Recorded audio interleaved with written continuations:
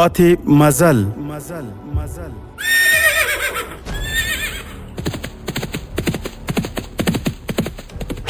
د تاریخي ناولونو ځانګړې خپرونه.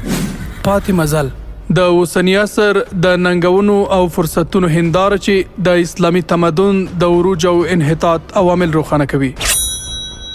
پاتې مزل د علم او ارتقا پر لاره څراغونه بلوي او د مسلمانانو تیرې سترې واکمنۍ او فرهنګي میراثونه بیانوي.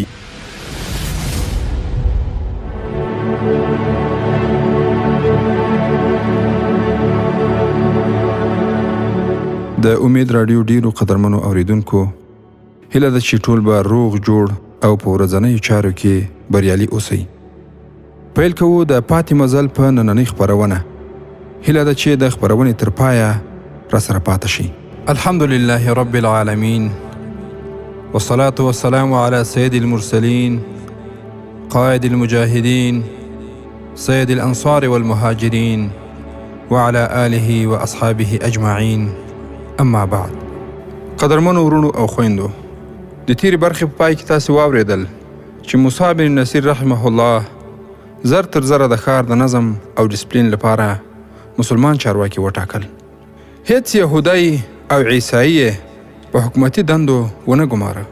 د ټول ولایت مشر چارواکی یې حسین بن عبدالله وټاکه چې د والي او گورنر حیثیت یې درلود. حسین بن عبدالله په ساګارسا کې یو لوی جامع جومات جوړ کړ. په همدې خاطر د هغه نوم تر اوسه پورې ژوندی دی.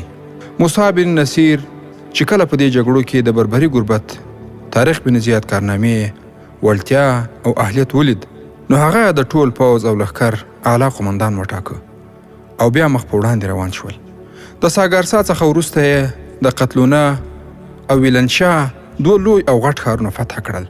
د هغې څخه وروسته ګلیشیا او لتیراس پاتې شول. څارونکو او جاسوسانو وویل چې د دې دواړو ولایتونو والیان خپلواک او آزاد دي او ځان ته حکومتونه یې جوړ کړي دي. په دې دواړو ولایتونو کې د پادریانو حکومت دی او د خلکو څخه یې مذهبي لیونیان جوړ کړي دي. دې دواړو ولایتونو ته تللې لارې د ارغوان او د الحجاره د درو په شان سختې او ستونزمنې دي. په لاره کې کوچني او لوی خوړونه او ویالې هم پرتې دي. ځنګلونه هم شته. شلېدلې ځمکې او ښکته پورته کندې هم دي. په موسم باندې هم څه باور نه و.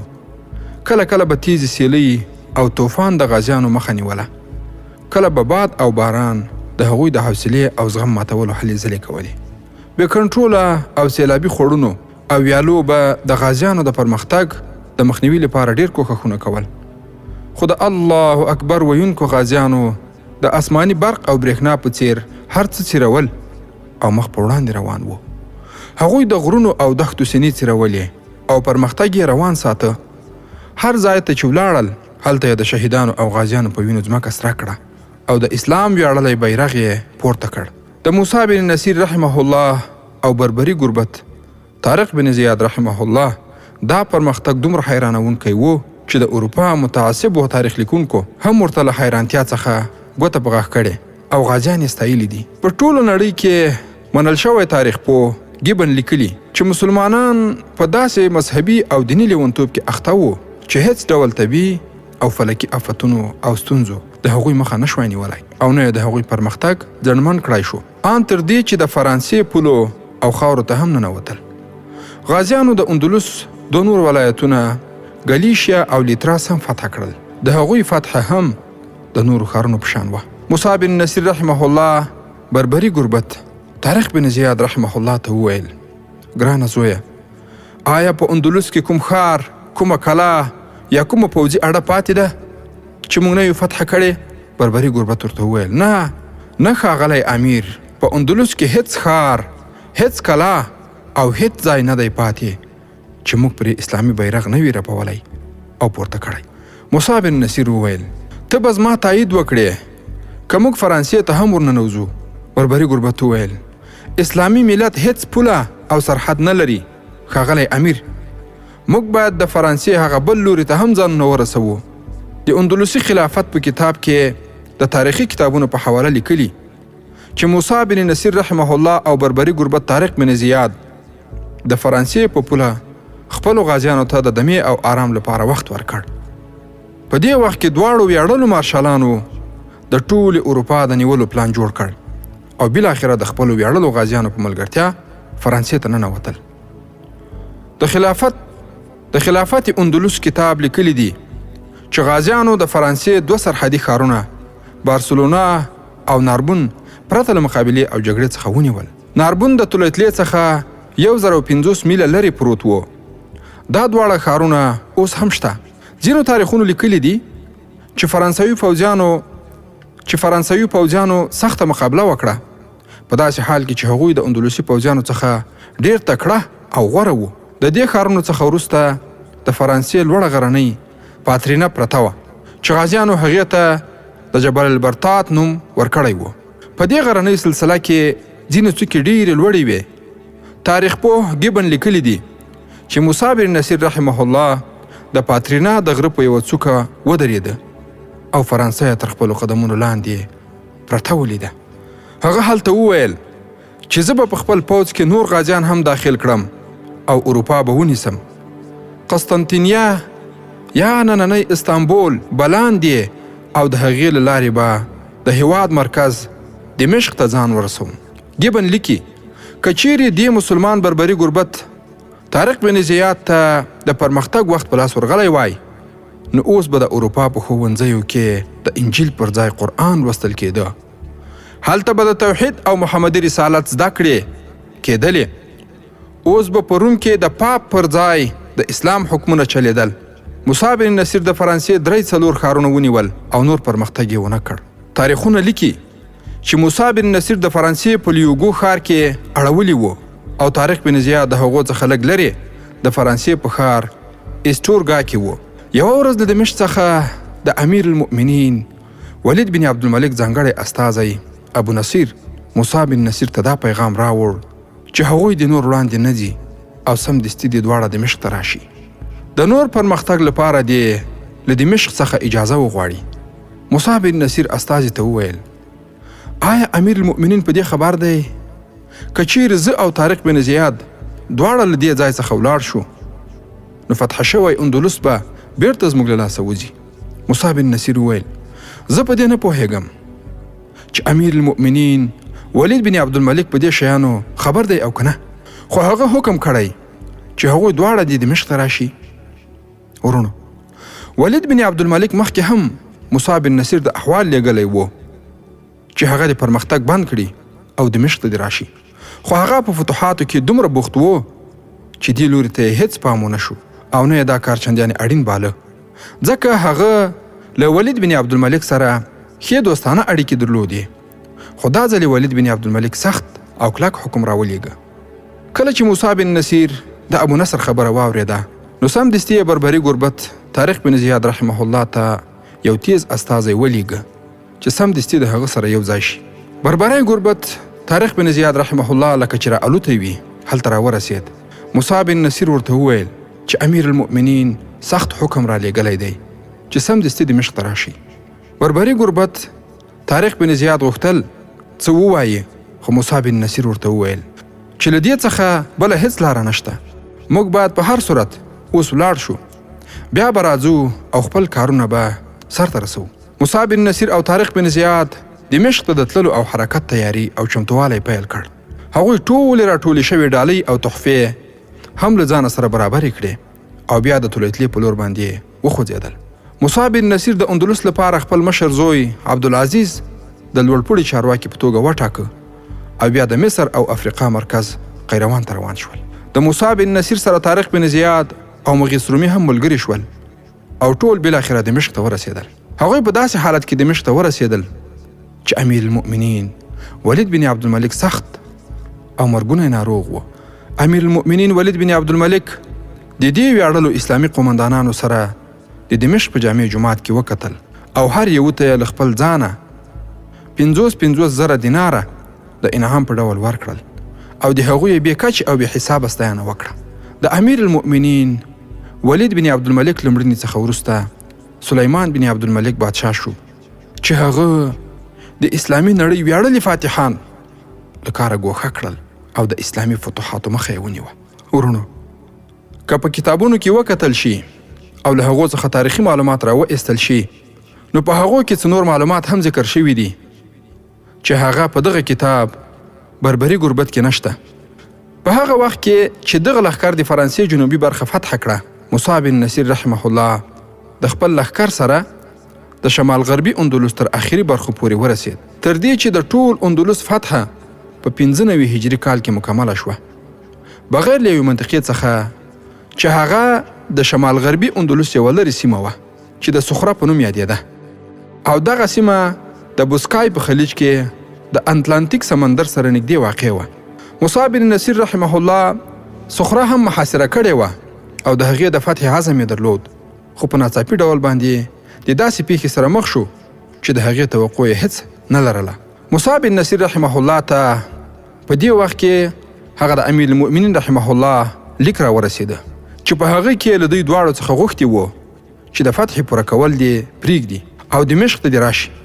په دې امر سره موسی بن نصیر رحمه الله ډېر خفه شو، خو مجبور وو چې د خلیفت دغه امر ومني. په دې ځای کې لازمه ده چې له موسی بن نصیر رحمه الله سره یو ځای موږ هم تعجب وکړو چې خلیفه ولې داسې کار وکړ، خو د دې ځواب د ولید بن عبدالملک سره وو چې په لاندې ډول دی.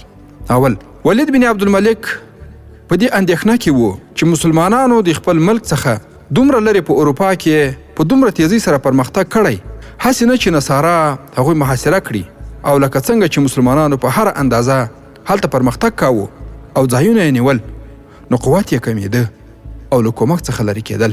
ولید نه غوښتل چې مسلمانان په دومره تیزی سره پرمختګ وکړي.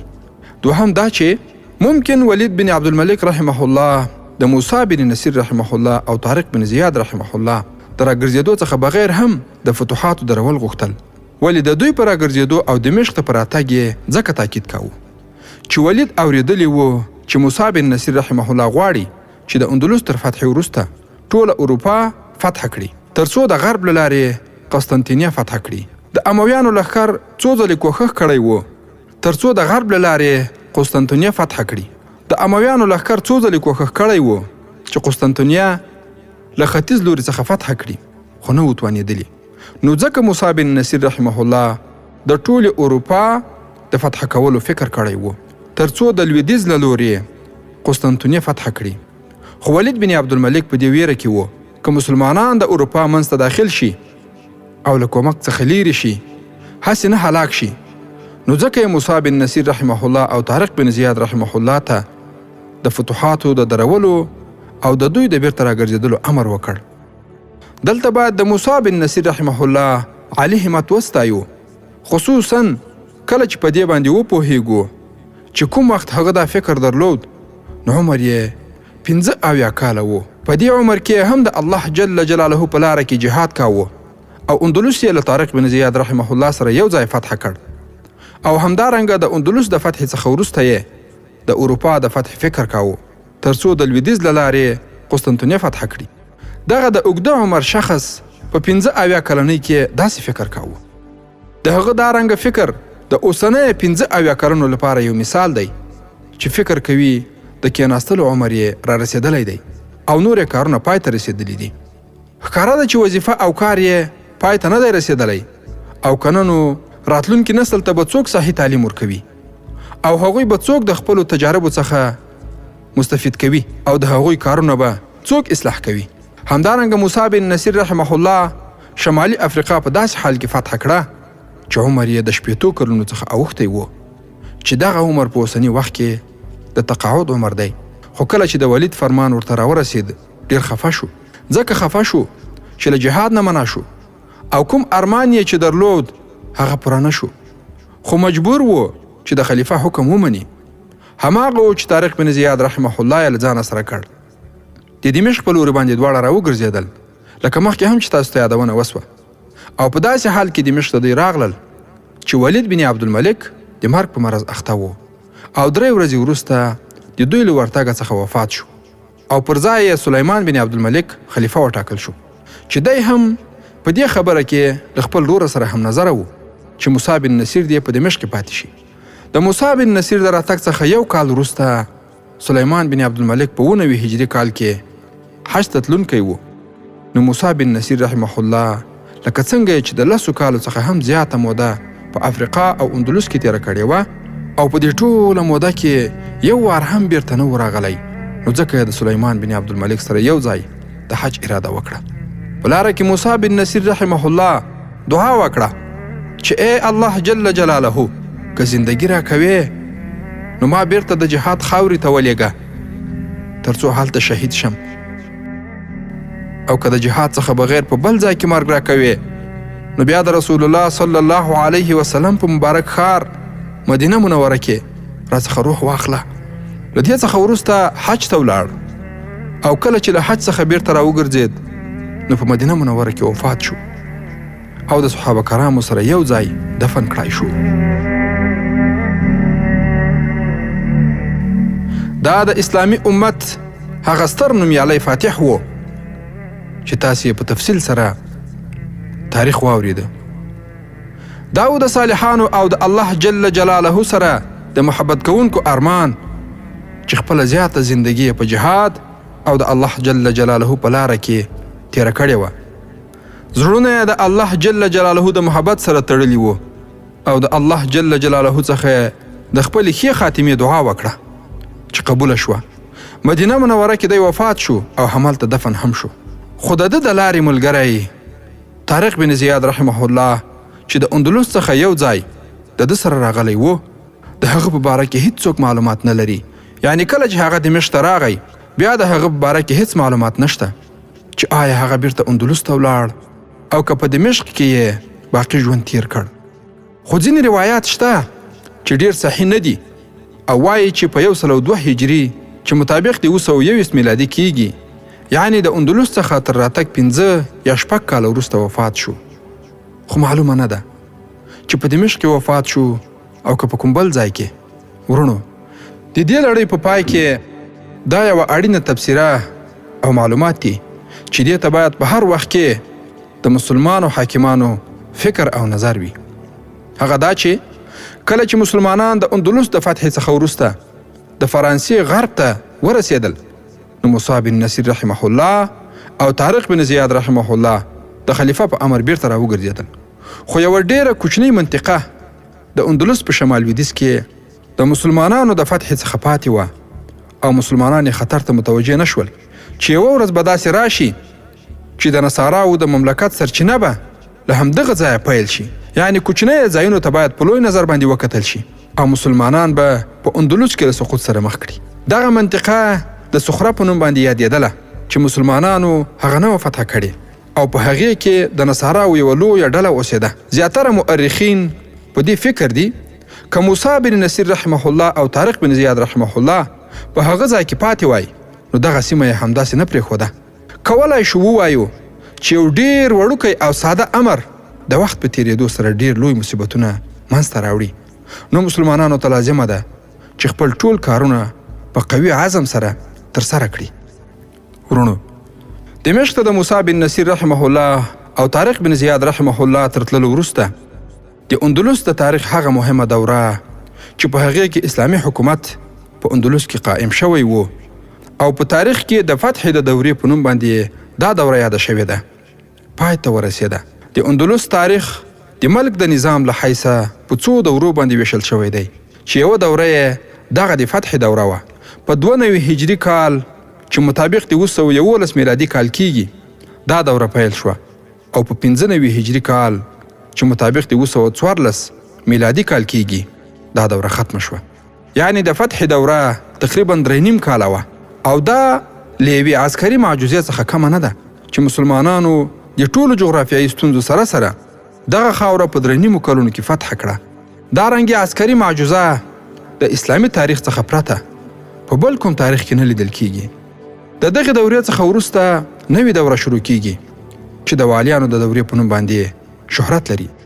دغه دوره د موسی بن نصیر رحمه الله او طارق بن زیاد رحمه الله د بیرته تګ څخه شروع کیږي او 42 کاله ادامه کوي.